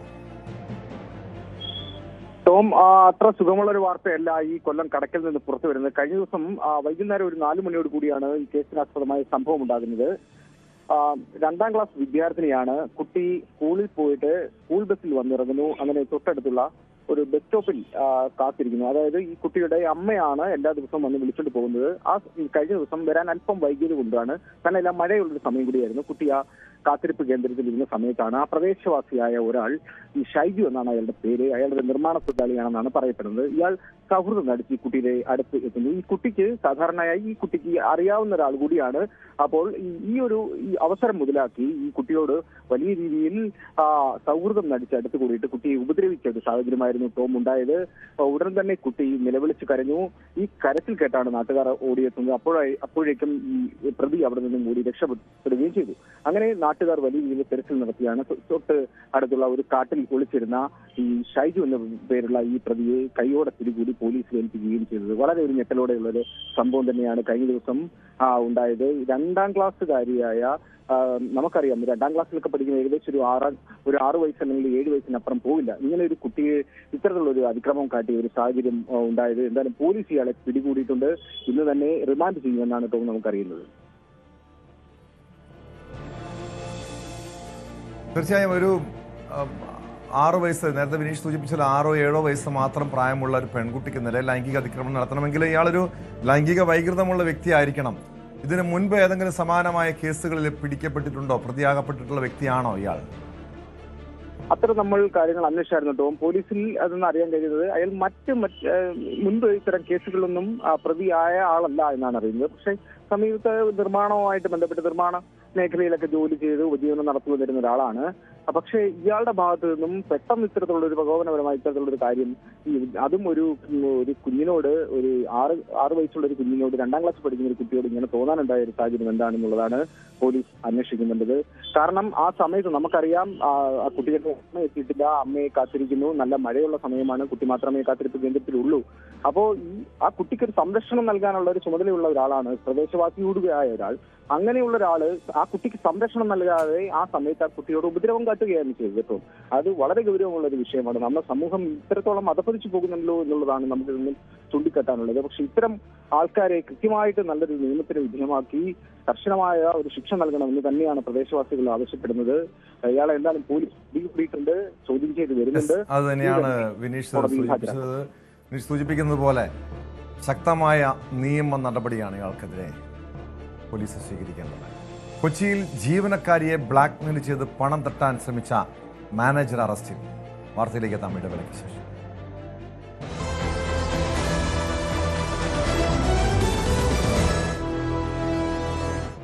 സ്പോട്ട് ലൈവ് തുടരുന്നു. കൊച്ചിയിൽ ജീവനക്കാരിയെ ബ്ലാക്ക്മെയിൽ ചെയ്ത് പണം തട്ടാൻ ശ്രമിച്ച മാനേജർ അറസ്റ്റിൽ. മലപ്പുറം എടപ്പാൾ സ്വദേശി അജിത്തിനെയാണ് കടവന്തറ പോലീസ് പിടികൂടിയത്. യുവതിയുടെ നഗ്ന ഫോട്ടോകൾ തരപ്പെടുത്തി ഭീഷണിപ്പെടുത്തി പണം തട്ടിയെന്ന കേസിലാണ് നടപടി. ഇവിടെ സ്ഥാപനത്തിൽ വർക്ക് ചെയ്ത ഇയാൾ മാനേജറായിട്ട് വർക്ക് ചെയ്ത സ്ഥാപനത്തിലെ ഒരു പെൺകുട്ടിയുടെ ഫോണിൽ നിന്നും അവരുടെ സമ്മതമില്ലാതെ അശ്ലീല ദൃശ്യങ്ങൾ കളക്ട് ചെയ്തിട്ട് അതുവഴി അവരെ ഭീഷണിപ്പെടുത്തിയ കേസുമായി ബന്ധപ്പെട്ട് അറസ്റ്റ് ചെയ്ത പ്രതിയാണ്. അപ്പോൾ ഇനി തെളിവെടുപ്പുകൾ കൂടെ നടത്താനുണ്ട്. ബാക്കി ഡീറ്റെയിൽസ് കേസിൻ്റെ അന്വേഷണം നടത്തണം. പ്രതിയുടെ പേര് അജിത്ത് എന്നാണ്. ഇയാൾ കുറച്ച് നാളായിട്ട് ഇവിടെ വർക്ക് ചെയ്യുന്നുണ്ട്. പുള്ളി മലപ്പുറം സ്വദേശിയാണ്. ഇല്ല, നിലവിൽ ഇതുവരെ ഇല്ല. ഇപ്പോൾ ഈ കേസാണ് അന്വേഷിക്കുന്നത്. അതെ, ബാംഗ്ലൂർ. അയാൾ അവിടെയാണ് മറ്റവിടെ വർക്ക് അവിടെ മറ്റെന്തോ ജോലിയൊക്കെ ആയിട്ട് ചെയ്യാന്ന് പറയുന്നത്. വിശദാംശങ്ങളുമായി കൊച്ചിയിൽ നിന്ന് നവമി ദിനേശ് ചേരുന്നു. നവമി, സ്വന്തം സ്ഥാപനത്തിലെ ജീവനക്കാരിയുടെ അവരറിയാതെ അവരുടെ സ്വകാര്യ ഫോട്ടോകൾ എടുക്കുന്നു, പിന്നീട് അത് ബ്ലാക്ക്മെയിൽ ചെയ്ത് പണം തട്ടാൻ ശ്രമിക്കുന്നു. കേസിൽ മാനേജറെ അറസ്റ്റ് ചെയ്തിട്ടുണ്ട്. ഇയാൾ സമാനമായ രീതിയിൽ കൂടുതൽ പേരുടെ ചിത്രങ്ങൾ ഇങ്ങനെ തരപ്പെടുത്തി ബ്ലാക്ക്മെയിൽ ചെയ്തതെന്നും പോലീസ് പരിശോധിക്കുന്നുണ്ട്. ഇതെന്നാണ് ഈ സംഭവം ഉണ്ടായത്? ഇതേക്കുറിച്ച് പോലീസ് എന്താണ് നൽകുന്ന വിവരം?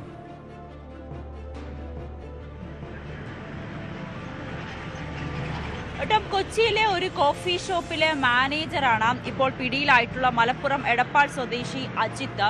ഇയാൾ തൻ്റെ സ്റ്റാഫുകളോട് വളരെ മോശമായിട്ടുള്ള രീതിയിലാണ് പെരുമാറുന്നതെന്ന പരാതി നേരത്തെ തന്നെ ഈ സ്റ്റാഫുകൾക്കിടയിൽ ജീവനക്കാർക്കിടയിൽ തന്നെ ഉണ്ടായിരുന്നു. പക്ഷെ പലരും പോലീസിൽ പരാതി നൽകാൻ തയ്യാറായിരുന്നതുമില്ല. ഇയാൾ വളരെ മോശമായിട്ട് തന്നെയാണ്, അതായത് മാനസികമായി പീഡിപ്പിക്കുന്ന തരത്തിലാണ് തൻ്റെ ജീവനക്കാരോടൊക്കെ സംസാരിച്ചിരുന്നത്.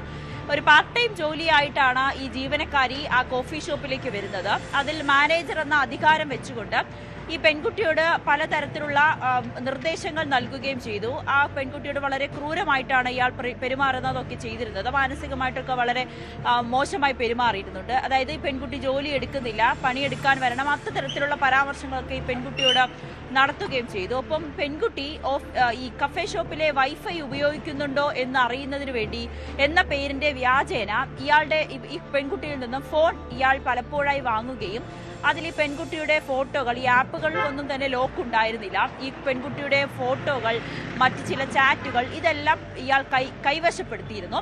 ഇത് പക്ഷേ പെൺകുട്ടി അറിഞ്ഞതുമില്ല. ഈ പെൺകുട്ടി ഡിലീറ്റ് ചെയ്ത ഫോട്ടോകൾ ഇനി റീസൈക്കിൾ ബിന്നിലൂടെയാണോ ഇയാൾ തിരികെ എടുത്തതെന്നൊക്കെ പോലീസ് അന്വേഷിക്കുന്നുണ്ട്. അങ്ങനെ ചില ഫോട്ടോകൾ, പെൺകുട്ടിയുടെ സ്വകാര്യ ചിത്രങ്ങളടക്കം ഇയാൾ കൈക്കലാക്കുകയും പിന്നീട് ഇത് പറഞ്ഞ് ഭീഷണിപ്പെടുത്തുകയും ഒക്കെ ചെയ്തിരുന്നു. ഇല്ല എന്നുണ്ടെങ്കിൽ പണം തരണം, പണം തന്നില്ല എന്നുണ്ടെങ്കിൽ ഇത് അശ്ലീല സൈറ്റുകൾക്കടക്കം നൽകുമെന്ന പലതരത്തിലുള്ള ഭീഷണിയും ഇയാൾ മുഴക്കിയിട്ടുണ്ടെന്ന് പോലീസ് പറയുന്നുണ്ട്. ഈ ഭീഷണി തുടർന്നതോടെയാണ് പെൺകുട്ടി പരാതിയുമായി കടവന്ത്ര പോലീസിനെ സമീപിച്ചത്. അതോടൊപ്പം തന്നെ ഇയാൾ പലതവണ ഈ കോഫി ഷോപ്പിൽ എത്തുമ്പോൾ മദ്യപിച്ച് എത്തുകയും വളരെ മോശമായിട്ട് മറ്റ് സ്റ്റാഫുകളോടൊക്കെ പെരുമാറുകയും ചെയ്തിരുന്നു. അപ്പം ഈ പെൺകുട്ടിയെ ഇയാൾ ശല്യം ചെയ്യുന്നു എന്ന് മനസ്സിലായ മറ്റ് സഹപ്രവർത്തകരും കൂടി ചേർന്നാണ് പെൺകുട്ടിയെ പോലീസിൽ പരാതി നൽകാൻ നിർബന്ധിക്കുകയും ഇതിനെ തുടർന്ന് കടവന്ത്ര പോലീസിന് പരാതി നൽകുകയും ഒക്കെ ചെയ്തത്. ഇയാൾ ഇതിനെ തുടർന്ന് പോലീസിൽ പരാതി ലഭിച്ചതിനെ തുടർന്ന് ഇയാൾ ഒളിവിൽ പോയി. പിന്നീട് ബംഗളൂരുവിൽ നിന്നുമാണ് ഇയാളെ അതിവിദഗ്ധമായി പോലീസ് പിടികൂടിയത്. ഒരു കാര്യം കൂടി പോലീസ് പറയുന്നുണ്ട്, ഇയാൾക്ക് മാനസികമായി ചില അസ്വസ്ഥതകളുണ്ട്. തീർച്ചയായും നവമി, ഈ പ്രതിയെ പിടികൂടി ഇയാളുടെ ഫോൺ പരിശോധിച്ചപ്പോൾ ഈ പെൺകുട്ടിയുടെ നഗ്ന ഫോട്ടോ മാത്രമല്ല, നിരവധി സ്ത്രീകളുടെ നഗ്ന ഫോട്ടോകളും ദൃശ്യങ്ങളും ഇയാളുടെ ഫോണിലുണ്ടെന്നാണ് മനസ്സിലാക്കാൻ കഴിഞ്ഞത്. പോലീസ് നൽകിയ വിവരവും അതാണ്. അങ്ങനെയെങ്കിൽ കൂടുതൽ പേരെ ഇയാൾ സമാനമായ രീതിയിൽ ചൂഷണം ചെയ്തിട്ടുണ്ട്, സാമ്പത്തികമായി ചൂഷണം ചെയ്തിട്ടുണ്ടെന്ന് കരുതേണ്ടതല്ലേ? മാത്രമല്ല ഈ പെൺകുട്ടി ഏതെങ്കിലും രീതിയിൽ ലൈംഗിക ചൂഷണത്തിന് ഇയാൾ ഇരയാക്കിയിരുന്നു.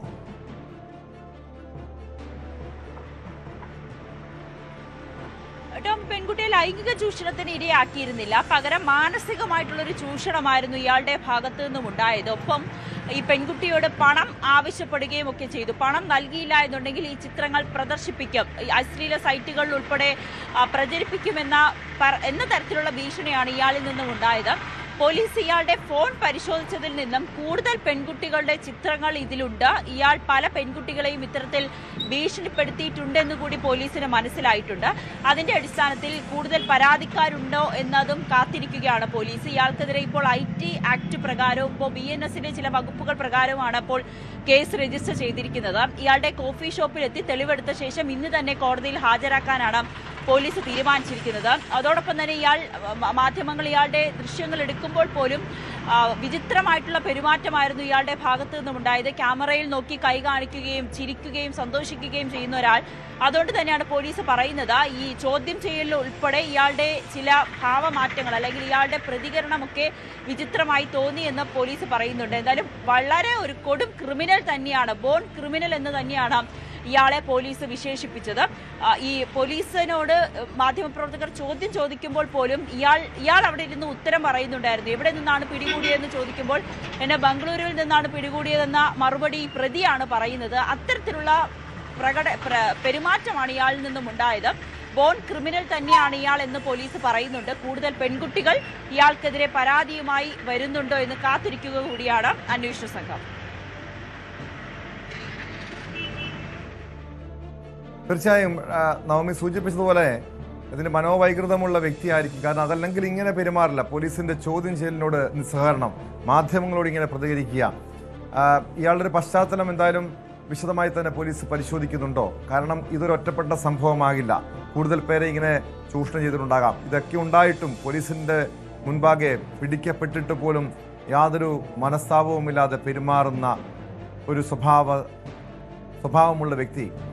ഇയാൾക്കെതിരെ നിലവിൽ ഏതൊക്കെ വകുപ്പ് പ്രകാരമാണ് കേസെടുത്തിരിക്കുന്നത്? നിലവിൽ കോടതിയിൽ ഹാജരാക്കിയിട്ടുണ്ട്. തുടരന്വേഷണം ഉണ്ടാകുമോ?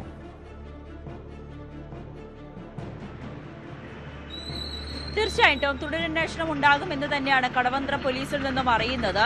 ഇയാളുടെ ഫോണിൽ നിന്നും മറ്റ് ചില പെൺകുട്ടികളെ ഭീഷണിപ്പെടുത്തിയതിൻ്റെയും അവരുടെയും ചിത്രങ്ങളടക്കം ലഭിച്ചിട്ടുണ്ട്. എന്നാലും അന്വേഷണ സംഘം ഈ പ്രതിക്കെതിരെ കൂടുതൽ പരാതി വരുമോ എന്ന് കാത്തിരിക്കുകയാണ്. അങ്ങനെയാണെങ്കിൽ കൂടുതൽ വകുപ്പുകൾ, ശക്തമായിട്ടുള്ള വകുപ്പുകൾ ഇട്ട് ഇയാൾക്ക് തക്കതായിട്ടുള്ള ശിക്ഷ ലഭിക്കണം എന്നൊരു നീക്കത്തിലേക്ക് തന്നെയാണ് അന്വേഷണ സംഘവും കടന്നിരിക്കുന്നത്. ഏതൊക്കെ വകുപ്പുകളാണ്? IT ആക്ടിലെ ചില വകുപ്പുകളും ഒപ്പം BNSലെ ചില വകുപ്പുകളുമാണ് ഇട്ടിരിക്കുന്നത്. അതിൽ ഏതൊക്കെയാണെന്ന് നമുക്ക് FIR അല്പസമയത്തിലൂടെ ലഭിക്കും. അതിൽ നിന്ന് മാത്രമേ വ്യക്തമായി പറയാൻ കഴിയുള്ളൂ. എന്തായാലും കഠിനമായിട്ടുള്ള വകുപ്പുകൾ തന്നെയാണ് ഇട്ടിരിക്കുന്നതെന്ന് പോലീസ് പറയുന്നുണ്ട്. ഈ പെൺകുട്ടിയെ മാത്രമല്ല മറ്റ് ചിലരെയും ഇത്തരത്തിൽ ഭീഷണിപ്പെടുത്തിയിട്ടുണ്ട് എന്നൊരു നിഗമനത്തിൽ തന്നെയാണ് അന്വേഷണ സംഘം എത്തി നിൽക്കുന്നത്. അതിനായി കാത്തിരിക്കുകയാണ്. എന്തായാലും സഹപ്രവർത്തകർ പറഞ്ഞതുകൊണ്ടും ഈ പെൺകുട്ടിക്ക് ഇയാളിൽ നിന്നും വലിയ രീതിയിലുള്ള ഒരു ശല്യം അല്ലെങ്കിൽ മാനസികമായിട്ടുള്ള വലിയ ഒരു പീഡനം ഏറ്റതുകൊണ്ട് തന്നെയാണ് പരാതിയുമായി ഈ പെൺകുട്ടി മുന്നോട്ട് വന്നിരിക്കുന്നത്. ഇതുപോലെ മറ്റ് പലരെയും ഇയാൾ ഭീഷണിപ്പെടുത്തിയിട്ടുണ്ടാകും. ആ ഭീഷണി വഴങ്ങിക്കൊണ്ടാണോ അല്ലെങ്കിൽ പേടിച്ചുകൊണ്ടാണോ പെൺകുട്ടികൾ പരാതിയുമായി മുന്നിലേക്ക് വരാത്തതെന്നൊരു രീതിയിൽ തന്നെയാണ് പോലീസും എത്തി നിൽക്കുന്നത്. എന്തായാലും കൂടുതൽ വിശദമായിട്ടുള്ള വിവരങ്ങൾ ലഭ്യമാകുന്നതേ ഉള്ളൂ. ഇയാളെ നേരത്തെ തന്നെ ഇയാളുടെ സ്ഥാപനമായ കഫയിലെത്തി വിശദമായി തെളിവെടുത്തതിന് ശേഷം കോടതിയിൽ ഹാജരാക്കുമെന്നാണ് അന്വേഷണ സംഘം അറിയിച്ചിരിക്കുന്നത്. യെസ്, വ്യക്തമാണ്. നവമി ദിനേശാണ് കൊച്ചിയിൽ നിന്നും വിവരങ്ങൾ നൽകിയത്. TP ചന്ദ്രശേഖരൻ വധക്കേസ് പ്രതികളെ പുറത്തെത്തിക്കാൻ അസാധാരണ നടപടിയുമായി ജയിൽ വകുപ്പ്. പ്രതികളെ വിടുതൽ ചെയ്താൽ ആഭ്യന്തര സുരക്ഷാ പ്രശ്നം ഉണ്ടാകുമോ എന്ന് അറിയിക്കണമെന്നാവശ്യപ്പെട്ട് ജയിൽ വകുപ്പ് മേധാവി സെൻട്രൽ ജയിൽ സൂപ്രണ്ടുമാർക്ക് കത്തയച്ചു. എന്നാൽ പ്രതികളുടെ വിവരങ്ങൾ തേടുന്നതിന്റെ ഭാഗമായി മാത്രമാണ് കത്ത് നൽകിയതെന്നാണ് ജയിൽ വകുപ്പ് മേധാവി ബൽറാം കുമാർ ഉപാധ്യായയുടെ വിശദീകരണം. വിവരങ്ങളുമായി തിരുവനന്തപുരത്ത് നിന്ന് ഡാൻ കുര്യൻ ചേരുന്നുണ്ട്. ഡാൻ, 20 വർഷത്തേക്ക് പ്രതികളെ വിട്ടയക്കരുതെന്ന ഹൈക്കോടതിയുടെ ഉത്തരവ് നിലനിൽക്കെയാണ് സർക്കാരിൻ്റെ ഭാഗത്ത് ഇത്തരമൊരു ഇടപെടൽ ഉണ്ടായിരിക്കുന്നത്. അതായത് തുടക്കം മുതൽ തന്നെ പ്രതികളെ രക്ഷിക്കാൻ വേണ്ടി, അവരെ പുറത്തെത്തിക്കാൻ വേണ്ടിയുള്ള പല ശ്രമങ്ങളും സർക്കാരിൻ്റെ ഭാഗത്തു നിന്നുണ്ടായതാണ്. എന്താണ് ഈ കേസുമായി ബന്ധപ്പെട്ട് ജയിൽ വകുപ്പ് നൽകുന്ന വിശദീകരണം? ഡാൻ, കഴിഞ്ഞ ദിവസമാണ് ബൽറാം കുമാർ ഉപാധ്യായ ജയിൽ വകുപ്പ് മേധാവി സംസ്ഥാനത്തെ എല്ലാ സെൻട്രൽ ജയിൽ സൂപ്രണ്ടുമാർക്കും അതോടൊപ്പം വിയ്യൂർ അതിസുരക്ഷാ ജയിൽ സൂപ്രണ്ടിനും ഇത്തരത്തിൽ ഒരു കത്തെഴുതിയിരിക്കുന്നത്. അതിൽ ഈ TP കേസ് പ്രതികൾക്ക് വിടുതൽ നൽകുന്നതിന് ഏതെങ്കിലും തരത്തിലുള്ള പ്രശ്നങ്ങൾ ഉണ്ടോ, ആഭ്യന്തര പ്രശ്നങ്ങൾ ഉണ്ടോ എന്നാണ് പരാമർശിച്ചിരിക്കുന്നത്. അവിടെ വിടുതൽ എന്ന വാക്ക് ഉപയോഗിച്ചിരിക്കുന്നതാണ് വലിയ വിവാദങ്ങൾക്ക് വഴിവെച്ചിരിക്കുന്നത്. അതായത് ഇത് പരോൾ നൽകുന്നതിന് വേണ്ടിയാണോ വിട്ടയക്കുന്നതിന് വേണ്ടിയാണോ ഇങ്ങനെയൊരു ക്ലോസ് ഉപയോഗിച്ചത് എന്ന കാര്യത്തിലാണ് അവ്യക്തത. അതേസമയം സംഭവം വിവാദമായതോടെ ജയിൽ വകുപ്പ് മേധാവി തന്നെ വ്യക്തമാക്കിയിരിക്കുന്നത് ഇത് ഈ ആഭ്യന്തര പ്രശ്നങ്ങൾക്ക് വഴിവെക്കുമോ എന്ന് അറിയാൻ സ്വാഭാവികമായ ഒരു നടപടിയുടെ ഭാഗമായി ജയിൽ സൂപ്രണ്ടുമാർക്ക് ഇത്തരത്തിൽ കത്തയച്ചതാണ് എന്നാണ്. അതിനപ്പുറത്തേക്ക് അവരെ വിട്ടയക്കുന്നതിനെക്കുറിച്ച് ആലോചിച്ചിട്ട് പോലും ഇല്ല എന്നും അദ്ദേഹം വിശദീകരണവുമായി രംഗത്തെത്തിയിട്ടുണ്ട്.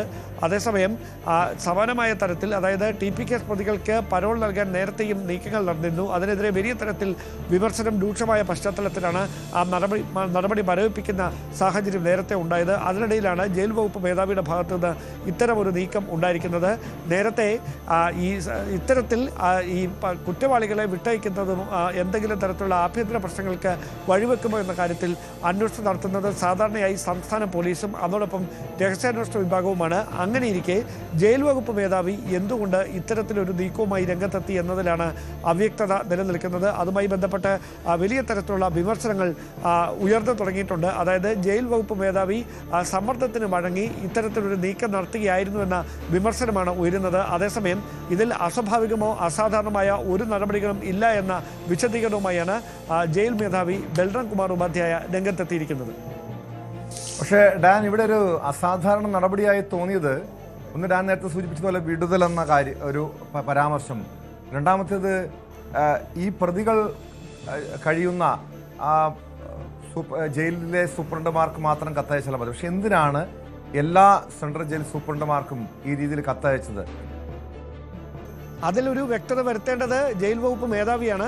അദ്ദേഹം ഇതുമായി ബന്ധപ്പെട്ട് ഇതിനോടകം നടത്തിയിരിക്കുന്ന ഒരു പ്രതികരണം ഇതൊരു നടപടിക്രമത്തിൻ്റെ ഭാഗമായി, അതായത് ഇത്തരത്തിൽ ഏതെങ്കിലും തരത്തിൽ ക്രമസമാധാന പ്രശ്നങ്ങൾ, ആഭ്യന്തര പ്രശ്നങ്ങൾ ഇതുമായി ബന്ധപ്പെട്ട് ഉണ്ടാകുമോ എന്ന് അറിയുന്നതിന് വേണ്ടി മാത്രമാണ് ഇത്തരമൊരു നീക്കം.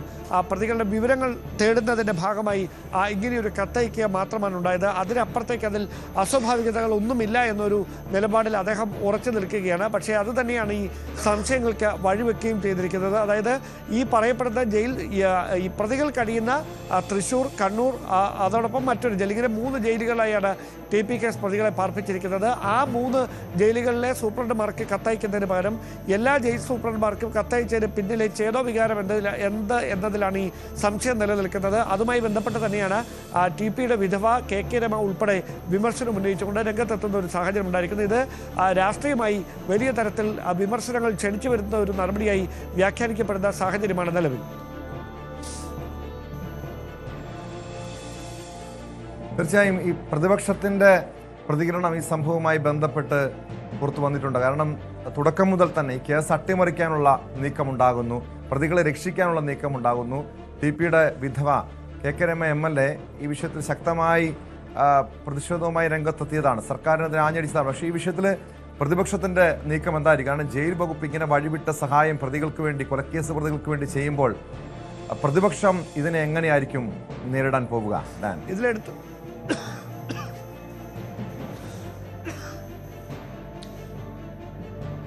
ഇതിലെടുത്തു പറയേണ്ട കാര്യം, തദ്ദേശ തെരഞ്ഞെടുപ്പ് അടുത്തു വരികയാണ്. അതിനിടയിലാണ് ഇങ്ങനെയൊരു നീക്കം ജയിൽ വകുപ്പിൻ്റെ ഭാഗത്തുനിന്നുണ്ടാകുന്നത്. അതുകൊണ്ട് തന്നെ ഇത് കൊലപാതക രാഷ്ട്രീയത്തെ പ്രേരിപ്പിക്കാനുള്ള ഒരു ശ്രമമാണ് ഉണ്ടാകുന്നത് എന്ന തരത്തിൽ വലിയൊരു രാഷ്ട്രീയ ആയുധമാക്കി വ്യാപകമായ പ്രചാരണത്തിന് തയ്യാറെടുപ്പുകൾ നടത്തുന്ന തരത്തിലാണ് പ്രതിപക്ഷത്തിൻ്റെ പ്രതികരണം. KPCC അധ്യക്ഷൻ ഉൾപ്പെടെ അത്തരത്തിലുള്ള പ്രതികരണമാണ് ഈ വിഷയവുമായി ബന്ധപ്പെട്ട് നടത്തിയിരിക്കുന്നത്.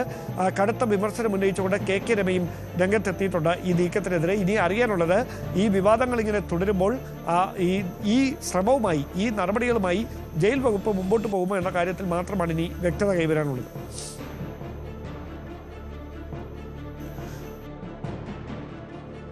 വ്യക്തമാണ്. തിരുവനന്തപുരത്ത് നിന്ന് ഡാൻ കുര്യനാണ് വിവരങ്ങൾ നൽകിയത്. അച്ഛനെതിരായ പീഡനക്കേസ് ഒഴിവാക്കാൻ മകൾ വ്യാജ ആസനാക്രമണം സൃഷ്ടിച്ചുവെന്നൊക്കെ പറഞ്ഞാൽ വിശ്വസിക്കാൻ കഴിയുമോ? പാടാണല്ലേ.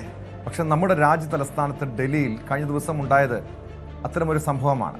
ഞായറാഴ്ച രാവിലെയാണ് ആസിഡ് ആക്രമണത്തിന് ഇരയായതായി പെൺകുട്ടി പരാതി നൽകിയത്. പോലീസ് അന്വേഷണത്തിൽ പെൺകുട്ടിയും അച്ഛനും ചേർന്ന് ആസൂത്രണം ചെയ്ത തിരക്കഥയെന്ന് പോലീസ് കണ്ടെത്തി. പിതാവിനെതിരെ പീഡന പരാതി നൽകിയ യുവതിയുടെ ഭർത്താവിനെ കുടുക്കാനായിരുന്നു ശ്രമം. വിവരങ്ങളുമായി അഭിലാഷ് രാധാകൃഷ്ണൻ ചേരുന്നുണ്ട് ന്യൂസ് ഡെസ്കിൽ നിന്നും. അഭിലാഷ്, ഒരു വിചിത്രമായ കഥയാണ്. ഇതെന്താണ് സംഭവത്തിന് പിന്നിലെന്ന് വ്യക്തമായിട്ടുണ്ടോ? ഇപ്പോൾ ഈ ഒരു സംഭവം നടന്നിട്ട് ടോം, അതായത് കഴിഞ്ഞ ഞായറാഴ്ചയുടെ നമ്മളടക്കം ഇത്തരത്തിലൊരു വാർത്ത റിപ്പോർട്ട് ചെയ്യുന്നത്, അതായത് ഡൽഹിയിൽ ഒരു പെൺകുട്ടിക്ക് നേരെ 3 യുവാക്കൾ ചേർന്ന് ആസിഡ് ആക്രമണം നടത്തിയിരിക്കുന്നു എന്നുള്ള ഞെട്ടിക്കുന്ന വാർത്ത. എന്നാൽ ഇപ്പോഴാണ് അതിൻ്റെ പിന്നിൽ എന്താണ് സംഭവിച്ചതെന്നുള്ള യാഥാർത്ഥ്യം വിവരം പുറത്തു വരുന്നത്. അതായത് ഈ പെൺകുട്ടിയുടെ അച്ഛൻ അഖിൽ ഖാൻ എന്ന് പറയുന്ന ആളുണ്ട്. ഇയാളാണ് ഇത്തരത്തിലൊരു ആസിഡ് ആക്രമണം സൃഷ്ടിച്ചത് എന്നുള്ളതാണ് ഏറ്റവും പ്രധാനപ്പെട്ട കാര്യം. അതായത് ഇപ്പോൾ ഈ പെൺകുട്ടി അന്ന് പറഞ്ഞ 3 പേരുകളുണ്ട്. അതായത് ജിതേന്ദർ, അതുപോലെ ഇഷാൻ, അർമാൻ. ഈ ഇഷാനും അർമാനും സഹോദരങ്ങളാണ്. അപ്പോൾ ഈ ജിതേന്ദറും ഇഷാനും അർമാനും ചേർന്ന് തൻ്റെ നേരെ ആസിഡ് ഒഴിക്കുകയായിരുന്നു. അപ്പോൾ പരിക്കേൽക്കാതിരിക്കാനായി താൻ കൈ കൊണ്ട് ആസിഡ് തടഞ്ഞപ്പോൾ തൻ്റെ കൈക്കാണ് പരിക്കേറ്റതെന്നടക്കമുള്ള മൊഴികളാണ് അന്ന് ഈ പെൺകുട്ടി നൽകിയിരുന്നത്. തുടർന്ന് പോലീസ് കേസെടുത്ത് അന്വേഷണം നടത്തി വരികയായിരുന്നു. അപ്പോഴാണ് ഇതിൽ പ്രധാനമായി ഇതിൻ്റെ കള്ളി വെളിച്ചത്ത് വരുന്നത്. അതായത് ഈ അഖിൽ ഖാൻ ജിതേന്ദറിൻ്റെ ഭാര്യയെ ലൈംഗികമായി പീഡിപ്പിക്കാൻ ശ്രമിച്ചിരുന്നു പലതവണ. അവസാനം ഈ ഒക്ടോബർ 24-ന് ജിതേന്ദറിൻ്റെ ഭാര്യ അഖിൽ ഖാനെതിരെ പോലീസ് കൺട്രോൾ റൂമിൽ വിളിച്ച് പരാതി കൊടുക്കുകയും അതിൻ്റെ പേരിൽ ഒരു FIR ഇടുകയും ചെയ്തു. ആ FIR-നെ ഡിസ്ക്രെഡിറ്റ് ചെയ്യാൻ വേണ്ടിയിട്ടാണ് ഇത്തരത്തിൽ മകളോടൊത്ത് അഖിൽ ഖാൻ ഈ പരാതിക്കാരിയുടെ ഭർത്താവിനെ കൊടുക്കാനായിട്ടൊരു വ്യാജ കേസ് ഉണ്ടാക്കാൻ ശ്രമിച്ചത്. ആ കേസിന്റെ ഫലമാണ് പിന്നീട് ഈ ഞായറാഴ്ച മുതൽ നടന്നു വരുന്ന സംഭവങ്ങൾ. അതായത് ഞായറാഴ്ച രാവിലെ കോളേജിൽ എക്സ്ട്രാ ക്ലാസ്സിന് പോവുകയാണെന്ന് പെൺകുട്ടി പറഞ്ഞിറങ്ങുന്നു. അതിനുശേഷം കോളേജിന് മുമ്പിൽ വെച്ച് ഇതേപോലെ ജിതേന്ദറും അർമാനും ഇഷാനും ചേർന്ന് തൻ്റെ ദേഹത്ത് ആസിഡ് ഒഴിക്കുകയായിരുന്നു എന്നായിരുന്നു പരാതി. പിന്നീട് ആ കേസിലാണ് ഇപ്പോൾ ഇത്തരത്തിലൊരു ഞെട്ടിക്കുന്ന ട്വിസ്റ്റ് ഉണ്ടായിരിക്കുന്നത്. അതായത് ഈ അർമാനെയും ഇഷാനും ആയിട്ടും ഈ അഖിൽ ഖാൻ ഒരു പ്രശ്നമുണ്ട്. അതായത് ഇവരുടെ ഈ അർമാൻ്റെയും ഇഷാൻ്റെയും അമ്മയുമായി ഇയാൾക്കൊരു വസ്തു തർക്കമുണ്ടായിരുന്നു. അത് 2018 മുതൽ തുടങ്ങിയതാണ്. ആ വസ്തു തർക്കത്തിലടക്കം ഒരു തൻ്റെ ശത്രുവിനെ ഒഴിവാക്കാൻ വേണ്ടിയിട്ടാണ് ഇത്തരത്തിൽ തനിക്കെതിരെ പീഡന പരാതി നൽകിയ അവരുടെ ഭർത്താവിനെയും അതുപോലെ തനിക്ക് തർക്കമുണ്ടായിരുന്ന ആളുകളുടെ മക്കളെയും ചേർത്തിട്ട് ഒരു കേസ് ഫ്രെയിം ചെയ്തതും അതിനനുസരിച്ച് ഇത് മുന്നോട്ട് പോയതും. പക്ഷേ പോലീസിന്റെ കേസ് അന്വേഷണത്തിലാണ് ഇത്തരത്തിൽ ഒരു കള്ളി വെളിച്ചത്തായിരിക്കുന്നത് ഇവരുടെ. ടോം,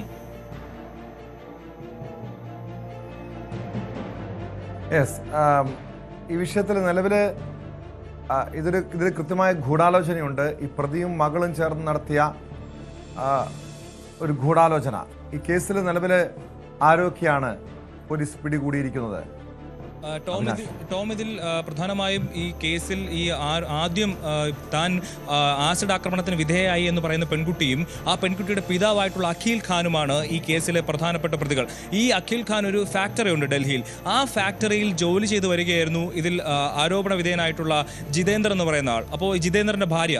അപ്പോൾ ഈ ജിതേന്ദ്രൻ്റെ ഭാര്യയ്ക്കെതിരെ ഈ അഖിൽ ഖാൻ ഒരു ലൈംഗിക അതിക്രമം നടത്തുന്നു. അതുമായി ബന്ധപ്പെട്ട് അവരുടെ ചിത്രങ്ങൾ എടുത്ത് ശേഖരിച്ചു വയ്ക്കുന്നു. അപ്പോൾ ഈ നിരന്തരമായിട്ടുള്ള ഈ ലൈംഗിക അതിക്രമം സഹിക്കാൻ വയ്യാതെ ജിതേന്ദ്രന്റെ ഭാര്യ അഖിൽ ഖാനെതിരെ പോലീസിൽ കംപ്ലൈന്റ് കൊടുക്കുന്നു. ആ കംപ്ലൈന്റ് കൊടുക്കുമ്പോൾ അത് ഈ പീഡന പരാതിയുമായി മുന്നോട്ട് പോകാതിരിക്കാനായി അവരെ ഈ ജിതേന്ദ്രന്റെ ഭാര്യയെ ഭീഷണിപ്പെടുത്തുന്നതിനാണ് ഇത്തരത്തിൽ തൻ്റെ മകളെ ഉപയോഗിച്ചുകൊണ്ട് ഈ പീഡന പരാതി കൊടുത്ത അവരുടെ ഭർത്താവായിട്ടുള്ള ജിതേന്ദ്രനെതിരെ ഒരു ആസിഡ് ആക്രമണം എന്നുള്ള രീതിയിലുള്ള വലിയൊരു കേസ് കൊടുക്കാൻ ഇയാൾ പദ്ധതിയിടുന്നത്. അങ്ങനെ ആ പദ്ധതി പ്രകാരം കഴിഞ്ഞ ഞായറാഴ്ച ഇത്തരത്തിൽ സ്വന്തം ശരീരത്തിൽ സ്വയം ഹാർപ്പിക്ക് വാങ്ങിച്ച് അത് കയ്യിൽ ഒഴിച്ചതിന് ശേഷം നേരെ ആശുപത്രിയിൽ പോയി അഡ്മിറ്റ് ആവുകയായിരുന്നു. എന്നിട്ട് ആശുപത്രി അധികൃതരോട് പറഞ്ഞു ഇത്തരത്തിൽ 3 യുവാക്കൾ ചേർന്ന് തൻ്റെ ദേഹത്ത് ആസിഡ് ഒഴിക്കുകയായിരുന്നു എന്നും അതുപോലെ ഈ 3 പേരുടെ പേരും ജിതേന്ദ്രൻ്റെയും അർമാൻ്റെയും അതുപോലെ ഇഷാൻ്റെയും പേര് പറയുകയും ചെയ്തു. പിന്നാലെ പോലീസ് നടത്തിയ അന്വേഷണത്തിൽ ഈ കുട്ടിയുടെ കോളേജ് സ്ഥിതി ചെയ്യുന്ന അശോക് വിഹാറിൽ ഈ പറഞ്ഞ സമയം പെൺകുട്ടി ഇല്ലായിരുന്നു എന്നുള്ളത് CCTV ദൃശ്യങ്ങളിൽ നിന്ന് പോലീസ് കണ്ടെത്തുന്നു. അതേപോലെ തന്നെ ഈ കുട്ടി ആരോപിച്ച യുവാക്കളും ആ പ്രദേശത്തില്ല എന്നുള്ളത് CCTVയിൽ നിന്ന് വ്യക്തമാകുന്നു. പിന്നീടാണ് ഈ പെൺകുട്ടിയുടെ ആരോപണത്തിൽ എന്തൊക്കെയോ ദുരൂഹതകളുണ്ടെന്ന അന്വേഷണത്തിൽ വ്യക്തമായ പോലീസ് കുട്ടിയുടെ അച്ഛൻ്റെയും കുട്ടിയുടെയും ബാക്ക്ഗ്രൗണ്ട് പരിശോധിക്കുന്നു. അപ്പോഴാണ് ദിവസങ്ങൾക്ക് മുമ്പ് ഒക്ടോബർ 24-ാം തീയതി ഈ അഖിൽ ഖാനെതിരെ ഒരു കേസ് നിലനിൽപ്പുണ്ട്, ഒരു പീഡന പരാതി നിലനിൽക്കുന്നുണ്ടെന്നുള്ള വിവരം പോലീസിന് ലഭിക്കുന്നത്. അങ്ങനെ പോലീസ് അന്വേഷിക്കുമ്പോഴാണ് ജിതേന്ദ്രനിലേക്കും ജിതേന്ദ്രൻ്റെ ഭാര്യയിലേക്കും കാര്യങ്ങൾ എത്തുന്നത്. പിന്നീട് നടത്തിയ ചോദ്യം ചെയ്യലിലാണ് അഖിൽ ഖാൻ ഇത്തരത്തിൽ ഒരു വെളിപ്പെടുത്തുന്നത്. അതായത് തനിക്കെതിരായ ഉണ്ടായ പീഡന കേസിന് പകരം ഒരു കേസ് കൊടുക്കാനായി ആ പീഡന കേസ് ഒഴിവാക്കാനായി പുതിയൊരു കേസ് കെട്ടിച്ചമക്കുകയായിരുന്നുവെന്ന് അഖിൽ ഖാൻ തുറന്നു പറഞ്ഞത്. ഇതുമായി ബന്ധപ്പെട്ട് ഹാർപ്പിക്കിന് ഒഴിക്കുന്ന ആസിഡ് അടക്കം വാങ്ങിയത് താനാണെന്നും അത് തൻ്റെ മകളുടെ കയ്യിലേക്ക് ഒഴിക്കാനായിട്ട് പ്രേരിപ്പിച്ചതും മകളെ കൊണ്ട് ഇത്തരത്തിലൊരു ആരോപണം ഉന്നയിപ്പിച്ചതും താനാണെന്നുമുള്ള സത്യം അഖിൽ ഖാൻ വെളിപ്പെടുത്തിയിരിക്കുന്നു. മാത്രമല്ല കേസിലെ ആസിഡ് ആക്രമണത്തിലെ കേസിലെ ആരോപണ വിധേയരായിട്ടുള്ള ഇഷാന്റെയും അർമാന്റെയും അമ്മയുടെ ദേഹത്ത് 2018 ആസിഡ് ആക്രമണം നടത്തിയിരുന്നു. അത് ഈ കേസിലെ പ്രധാന പ്രതിയായിട്ടുള്ള അഖിൽ ഖാന്റെ ബന്ധുക്കളാണെന്നുള്ള വിവരം കൂടി പുറത്തു വരുന്നുണ്ട്. ഇതൊരു വസ്തുതർക്കത്തിന്റെ ഭാഗമായിട്ടായിരുന്നു അന്നത്തെ ആസിഡ് ആക്രമണം. ആ ആസിഡ് ആക്രമണത്തിലെ പ്രതികളുടെ ബന്ധു കൂടിയാണ് ഈ അഖിൽ ഖാൻ എന്നുള്ളതാണ് ഏറ്റവും പ്രധാനപ്പെട്ട വിവരം. എന്തായാലും കഴിഞ്ഞ ദിവസങ്ങളിൽ പുറത്തു വന്ന വാർത്ത കളവാണെന്നറിയുമ്പോൾ അഭിലാഷ് രാധാകൃഷ്ണനാണ് വിവരങ്ങൾ നൽകിയത്. ഇടുക്കി ചീനിക്കുഴി കൂട്ടക്കൊലക്കേസിൽ വിധി അല്പസമയത്തിനകം. പ്രതി ഹമീദിനെ കോടതിയിൽ ഹാജരാക്കി. ഇയാൾ കുറ്റക്കാരനെന്ന് തൊടുപുഴ 1-ാം അഡീഷണൽ സെഷൻസ് കോടതി നേരത്തെ കണ്ടെത്തിയിരുന്നു. 2022 മാർച്ച് 19-നാണ് ക്രൂരമായ കൊലപാതകങ്ങൾ നടന്നത്. സ്വത്തിനു വേണ്ടിയാണ് ഹമീദ് മകനെയും ഭാര്യയെയും പേരക്കുട്ടികളെയും തീകൊളുത്തി കൊലപ്പെടുത്തിയത്. വിവരങ്ങളുമായി തൊടുപുഴയിൽ നിന്ന് PS സാഗർ ചേരുന്നുണ്ട്. സാഗർ, ഈ കേസിൻ്റെ ഒരു പശ്ചാത്തലമാണ് ഏറെ ഞെട്ടലുളവാക്കിയത്. സ്വത്തിനു വേണ്ടി സ്വന്തം മകനെയും കുടുംബാംഗങ്ങളെയും ക്രൂരമായി കൊലപ്പെടുത്തിയ പിതാവ്. കഴിഞ്ഞ ദിവസം ഇയാളെ കുറ്റക്കാരെന്ന് കോടതി കണ്ടെത്തിയിരുന്നു. എന്താണ് പ്രോസിക്യൂഷൻ്റെ ആവശ്യം? അല്പസമയത്തിനകം കേസിൽ വിധി വരും. പരമാവധി ശിക്ഷ വേണമെന്നൊരാവശ്യം പ്രോസിക്യൂഷൻ ഉന്നയിക്കുന്നുണ്ടോ? സാഗർ. ടോം, തീർച്ചയായും പ്രോസിക്യൂഷൻ ഉന്നയിക്കുന്നത് പരമാവധി ശിക്ഷ തന്നെ ഇയാൾക്ക് നൽകണമെന്നുള്ളതാണ്. അല്പസമയത്തിനകം, അതായത് 3 മണിക്ക് ശിക്ഷ വിധിക്കുമെന്നാണ് കോടതി ഇന്ന് രാവിലെ അറിയിച്ചിരിക്കുന്നത്. കഴിഞ്ഞ 2 തവണ കോടതി ഈ നടപടിക്രമങ്ങൾ മാറ്റിവെച്ചിരുന്നു. ഇതേ തുടർന്നാണ് ഇന്ന് 3 മണിയിലേക്ക് സമയത്തേക്ക് ഇത് വെച്ചിരിക്കുന്നത്. സ്വത്ത് തർക്കത്തെ തുടർന്നാണ് തൊടുപുഴയ്ക്കടുത്ത ചീനിക്കുഴിയിൽ ഈ പിതാവ് മകനെയും മകന്റെ ഭാര്യയെയും 2 കൊച്ചുമക്കളെയും തീ കൊളുത്തി കൊലപ്പെടുത്തിയത്. പ്രതിയായ പിതാവ് ഹമീദ് നടത്തിയ ആസൂത്രണവും ഹമീദിന്റെ അടങ്ങാത്ത പകയുമാണ് ഈ കേസിനെ വ്യത്യസ്തമാക്കുന്നത്. 2022 മാർച്ച് 19 ഈ ക്രൂര കൊലപാതകം നടക്കുന്നത്. ഹമീദിന്റെ മകനായ ഫൈസൽ മുഹമ്മദും ഫൈസലിന്റെ ഭാര്യയും 16ഉം 11ഉം വയസ്സുള്ള 2 കുട്ടികളെയാണ് ഈ പിതാവായ ഹമീദ് ഉറങ്ങിക്കിടന്നിരുന്ന മുറിക്ക് പുറത്തു നിന്നും പൂട്ടിയതിനു ശേഷം തീ കൊളുത്തി കൊലപ്പെടുത്തിയത്. ഈ ആദ്യം തന്നെ ഇവർ മക്കൾ ഉറങ്ങിക്കിടന്ന മുറി പുറത്തു നിന്നും ഇയാൾ പൂട്ടി. തുടർന്ന് പുറത്തേക്ക് ഇറങ്ങിയ ശേഷം ഇവരുടെ മുറിയിലേക്ക് തിരിയിട്ട് കത്തിച്ച പെട്രോൾ കുപ്പികൾ വലിച്ചെറിയുകയായിരുന്നു. വീടിന്റെ ഒരു വശത്തുള്ള മുറിയിലാണ് ഈ ഫൈസലും കുടുംബവും കിടന്ന് ഉറങ്ങിയിരുന്നത്. രാത്രി വീടിന് പുറത്തേക്ക് ഇറങ്ങിയ ഹമീദ് ആദ്യം ചെയ്തത് വീട്ടിലേക്കുള്ള വൈദ്യുതി ബന്ധം വിച്ഛേദിക്കുകയായിരുന്നു. അതിനുശേഷം വീട്ടിലേക്കുള്ള കുടിവെള്ള ടാങ്കിലെ വെള്ളം പൂർണ്ണമായും തുറന്നു വിട്ടു. മോട്ടോറിലേക്കുള്ള വൈദ്യുതിയും പൈപ്പ് കണക്ഷനുകളും പൂർണ്ണമായും ഇയാൾ മുറിച്ചു മാറ്റി. കാരണം ഈ തന്റെ അടങ്ങാത്തൊരു പകയാണ് ഇതിന് പിന്നിലെന്ന് വേണം ഈ കാരണങ്ങളെല്ലാം വെച്ച് തന്നെ മനസ്സിലാക്കുവാൻ. അതായത് തന്റെ ഇരകൾ ഒരിക്കലും രക്ഷപ്പെടരുതെന്ന് കരുതിയാണ് ഹമീദ് ഈ മുന്നൊരുക്കങ്ങൾ എല്ലാം നടത്തിയതെന്ന് തന്നെയാണ് പ്രോസിക്യൂഷനും കോടതിയിൽ വാദിച്ചിരിക്കുന്നത്. ഈ മകനും കൊച്ചുമക്കളും അടങ്ങുന്ന കുടുംബം അകത്ത് വെന്തുരുകുമ്പോൾ ഹമീദ് പുറത്തുനിന്ന് ഇവരുടെ മരണം ഉറപ്പിക്കുന്ന രീതിയിൽ വീണ്ടും പെട്രോൾ കുപ്പികൾ വീടിനകത്തേക്ക് ജനൽ വഴി വലിച്ചെറിയുന്നത് തുടർന്നു. ഇതേ രീതിയിൽ തന്നെയാണ് ഇവർ കൊല്ലപ്പെട്ടതെന്ന് പോലീസ് അന്ന് തന്നെ കണ്ടെത്തിയിരുന്നു. പ്രതിയായ ഹമീദിനെ അന്ന് തന്നെ പോലീസ് അറസ്റ്റ് ചെയ്യുകയും ചെയ്തിരുന്നു. ഈ ഹമീദിന്റെ ഇളയ മകനായിരുന്നു ഫൈസൽ.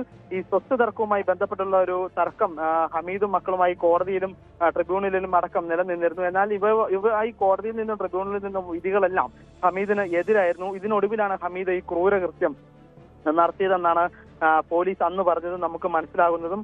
ഈ ഹമീദ് ഇഷ്ടദാനമായി ഫൈസലിന് നൽകിയ തറവാട് വീട് തിരികെ നൽകണമെന്നായിരുന്നു പ്രധാന ആവശ്യം. അതുപോലെ തന്നെ ഈ ദിവസവും നല്ല രീതിയിൽ ഭക്ഷണം ഇയാൾക്ക് കിട്ടുന്നില്ലെന്നുള്ള അടക്കം വ്യാപക പരാതി ഇയാൾ ഉയർത്തിയിരുന്നു. ഇത് സംബന്ധിച്ചും പോലീസ് സ്റ്റേഷനിൽ പരാതി ഇയാൾ നൽകിയിരുന്നു. ഇതിനെല്ലാം പിന്നീടാണ് ഇത്തരത്തിലുള്ള ഒരു ക്രൂര കൊലപാതകം അരങ്ങേറിയത്.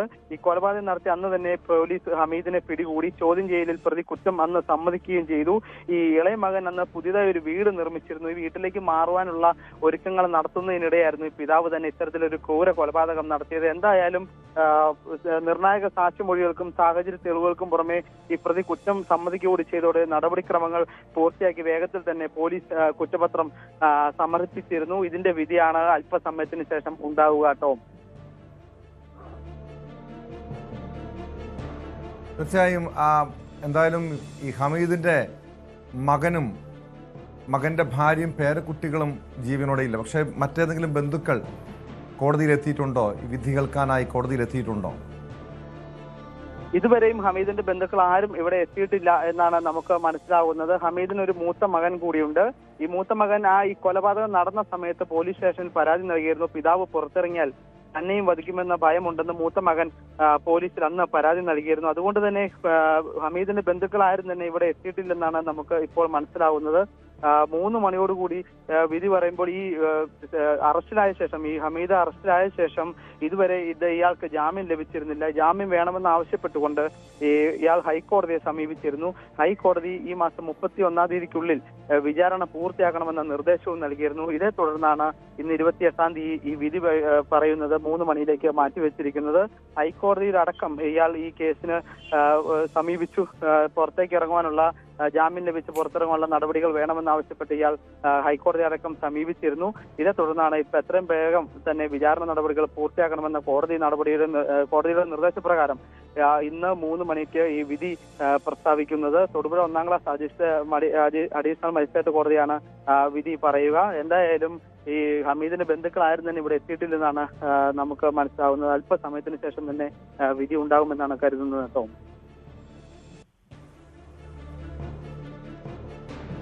അങ്ങേയറ്റം ക്രൂരമായ മനുഷ്യത്വരഹിതമായിട്ടുള്ളൊരു നടപടിയായിരുന്നു ആ പിതാവിൻ്റെ ഭാഗത്തു നിന്നുണ്ടായത്. സ്വന്തം മകനെയും മകൻ്റെ ഭാര്യയും പേരക്കുട്ടികളെയും സ്വത്തിനു വേണ്ടി കൊലപ്പെടുത്തിയ ഹമീദിൻ്റെ ക്രൂരത ഒരു നാടിനെ മുഴുവൻ നടുക്കിയതാണ്. ചീനിക്കുഴി കൂട്ടക്കൊലക്കേസിൽ അല്പസമയത്തിനകം കോടതി വിധി പറയും. പ്രതിയെ തൊടുപുഴ 1ാം അഡീഷണൽ സെഷൻസ് കോടതിയിൽ എത്തിച്ചിട്ടുണ്ട്. സ്പോട്ട്ലൈറ്റ് പൂർണ്ണമാകുന്നു. നമസ്കാരം.